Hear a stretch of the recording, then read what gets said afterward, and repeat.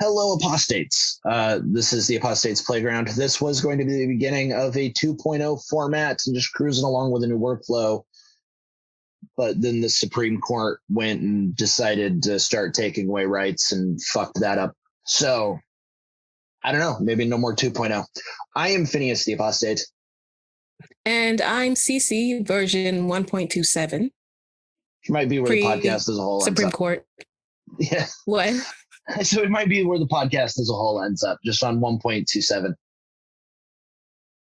We are talking about God's ex-wife who married her son and just kind of fucked off into the ocean, Asherah. What? Yeah, that's why we're here. Okay. First, before I get to expanding on that, there is a couple little pieces of housekeeping I wanted to touch on before the row over row. There was a new logo, and I have not shut up about this, but I'm going to mention it again because it's in my notes and worth mentioning. It was by Angelina Jasper. If you like it, she can be found on Twitter, Angelina_Jasper, and she is a treat of a human being. So be nice to her and give her money. Also, give me money. The second is that being 2 years in, I've decided that since there's been a Patreon this whole time, I would start doing like the most basic groundwork on it. So that's starting to get done. Starting to look like a page where we beg for money and shit. There's merch for patrons now. There's some behind the scenes things for patrons. There's more merch ideas forthcoming based not entirely, but kind of on having more money, because that's how having cool shit works. Capitalism. Yeah. So moving on to who is Asherah. Asherah or Asherah or Asherah, because I'm not really sure how to anglicize that name, so I said it all the ways I could think of. That way everybody can be mad at me if they want to be. In Canaanite mythology is a goddess who is also the wife of El. El being relevant because El is part of where Elohim comes from, in that El is God and Elohim is something like the only God that matters. Really, baby, there's no one else. Those other gods don't mean anything to me. Why aren't you listening? Can we not talk about the golden calf again? But before all that drama, Asherah was El's wife and probably a sea goddess. There was a sea goddess named Athrat, which is apparently a cognate of Asherah, but information on this can be hard to come by because it turns out there's not a lot of existing copies of the Akkadian Encyclopedia of World Religions. So I had to go with the Oxford Encyclopedia of World Religions at some points. Because the word in Akkadian was spelt, firstly, not in Hebrew, but as Atret, A-T-R-T, which Akkadian is a Semitic language similar to Hebrew, and neither one of them were big on vowels. I'm sure a lot of listeners, but not all listeners, know that vowels, the dots and ticks in modern Hebrew that represent vowels, are a relatively recent addition, given how old the language is. It was a common theme in Semitic languages. So in the Ugaritic text, it was spelled vowelless. And anytime you try to get into not Judaism-specific Semitic things, you're inundated with the Bible, and it can make the information really hard to sift through. So with that kind of disclaimer, talking about the Ugaritic texts, they mention her primarily having shrines in Tyre and Sidon.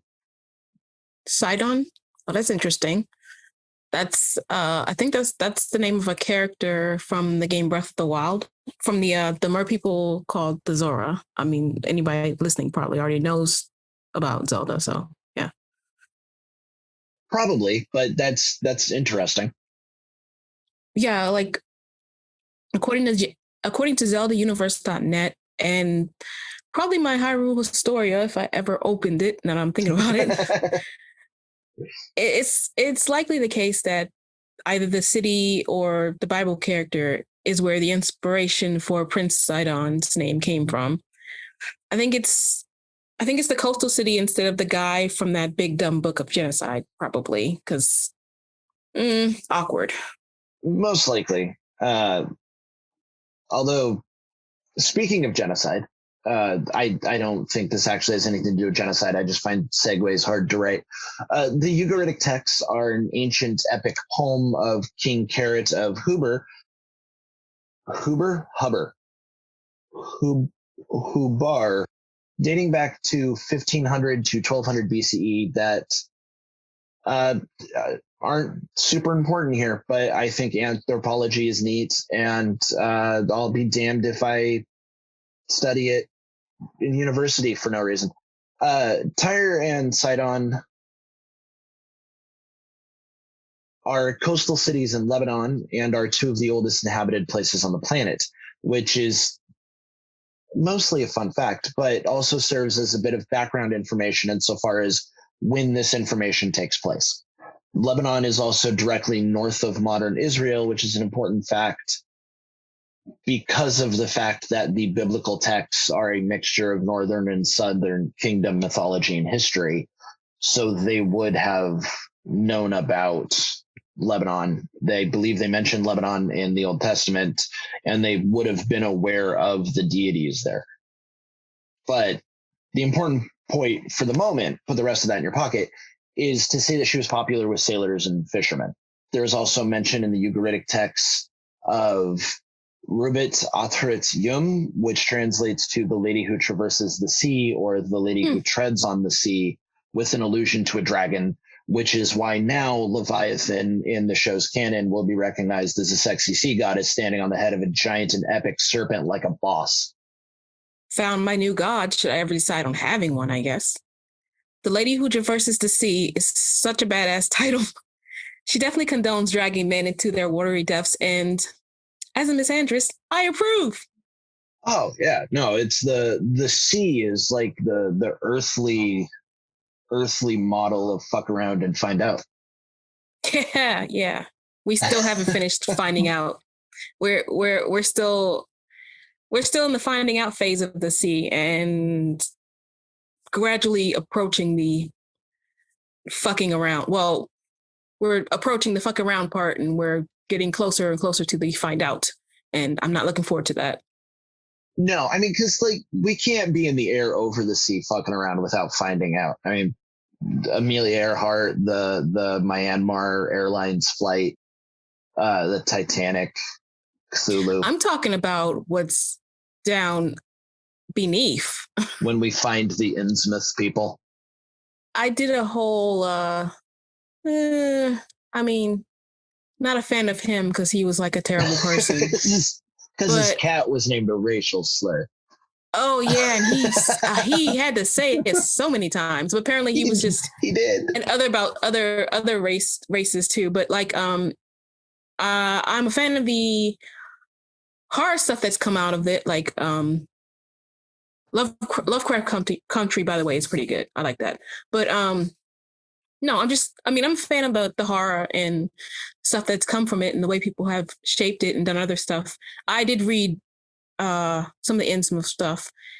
I'm less worried about that fuckery and more worried about like stuff like the I want to say the color out of space. Is that the one? Deep within underneath that we don't know what they are and haven't seen them yet. And when we find out, they're going to come back for us and be very pissed. Originally, I was supposed to start this with saying that I read a lot of H.P. Lovecraft stuff because I had a period like a couple years ago where I fell in that rabbit hole of reading his horror. So yeah, I mean, real world concerns. I'm worried about there actually being a Leviathan in the sea that is aligned with the octopuses who have started taking our litter and like building cities and making tools. They're doing better than we did with our litter.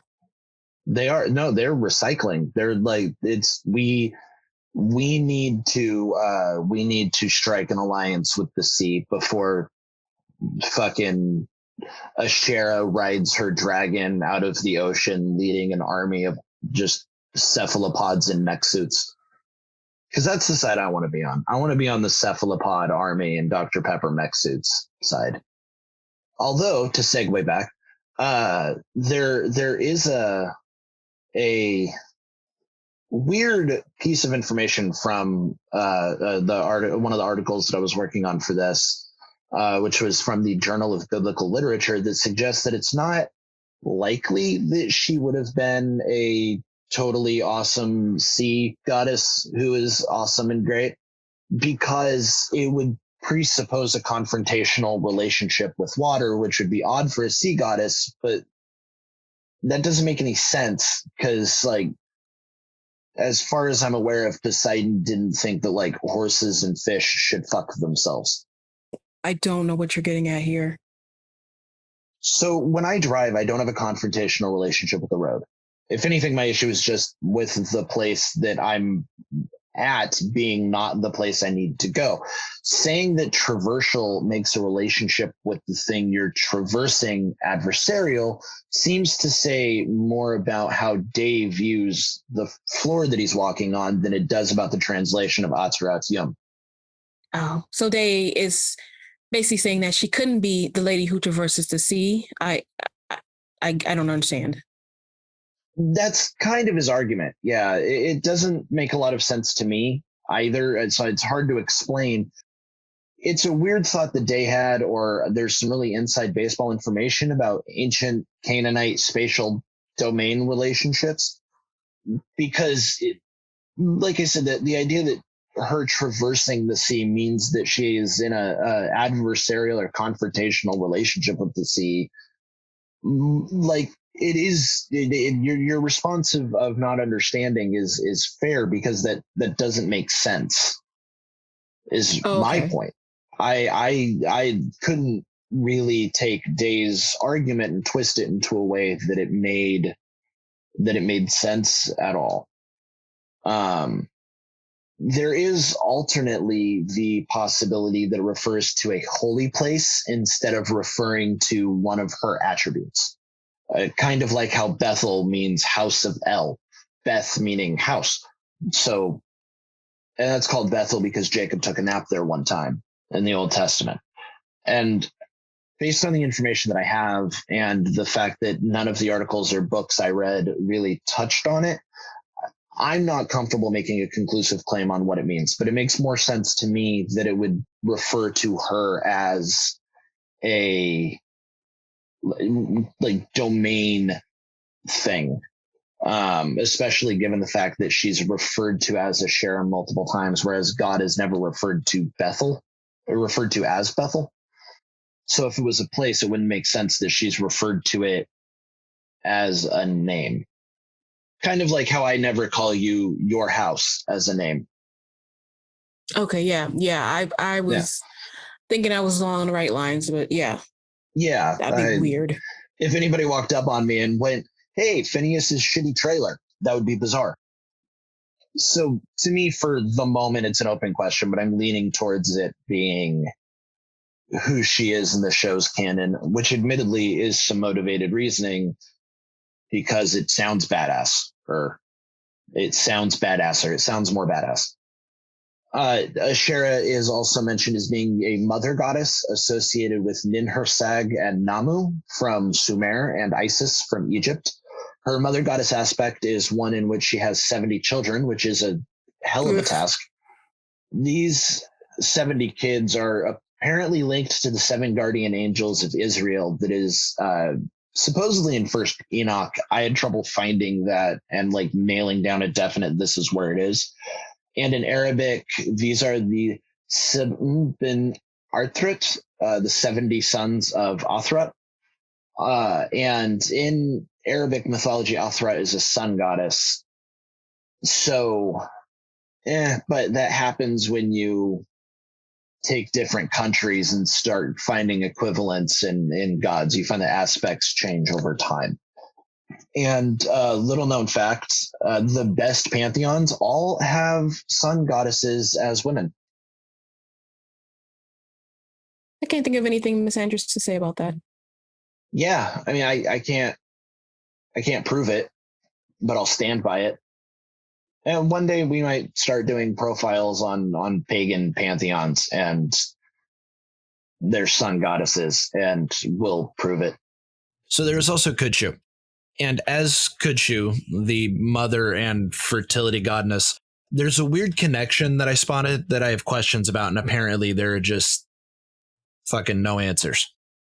As Kuchu, Asherah is usually shown wearing a Hathor wig, holding a snake and flowers, or on occasion, holding a big snake in both hands. Giggity. So my question is this. Does the Hathor connection lead to a Harmostus connection?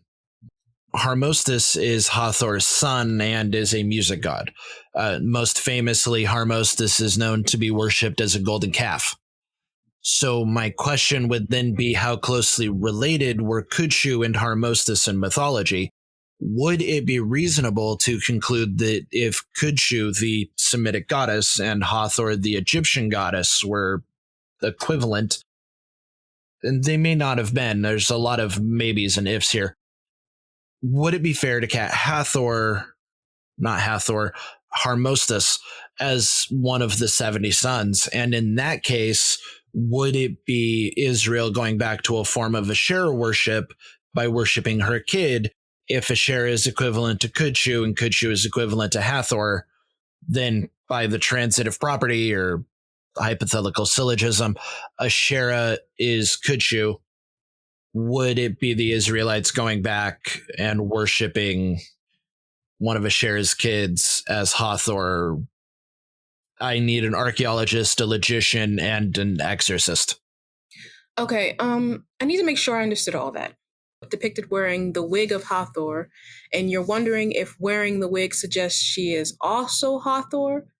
Hathor's son is Harmostus, who is the golden calf you referenced earlier, and you are suggesting that he's one of Asherah's 70 children?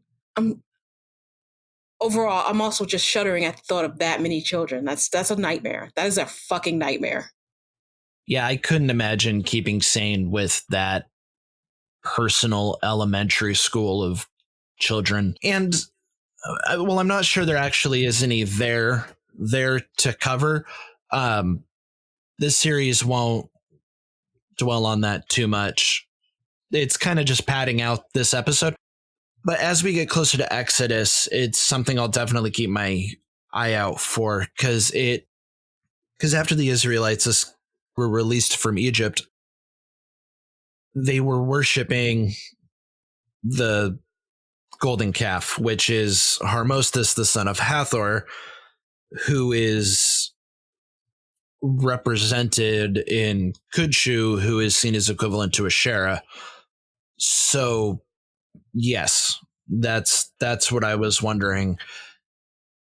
And I'll be reading more about Egyptian history and mythology the closer we get to it. Be relevant, but it may end up not being really answered very well, because it gets hard to track deities in a linear way as they progress from place to place, right?